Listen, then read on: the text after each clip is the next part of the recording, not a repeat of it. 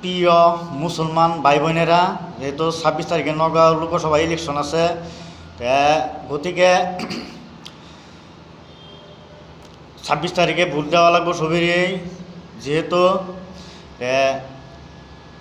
আমরা ভোট এমন উপযুক্ত পার্টি দেখে দেওয়া দরকার, কারণ আমরা ওয়া যাতে যে বুক ফুলে কথা কইতারে।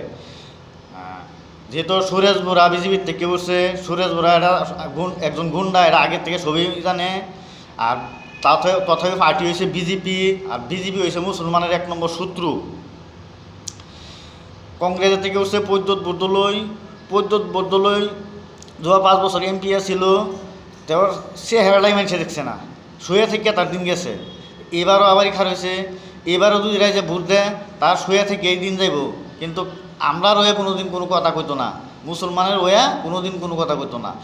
গতিকে আশা করি যে আমিনুল হাজি একজন জ্যেষ্ঠ নেতা, কারণ সবই জানে বিধায়ক হওয়ার পরে 3বার বিধায়ক হইল, বিধানসভাত কীভাবে বক্তব্য রাখে।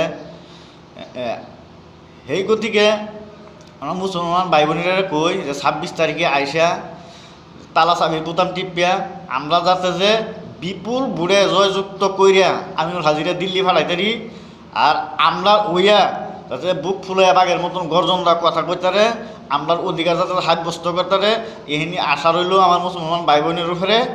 গতিকে কথা এহিনি বলে বলে আইসা আশা করি তালা চাবির ছবিত আপনারা ভোট দিবেন।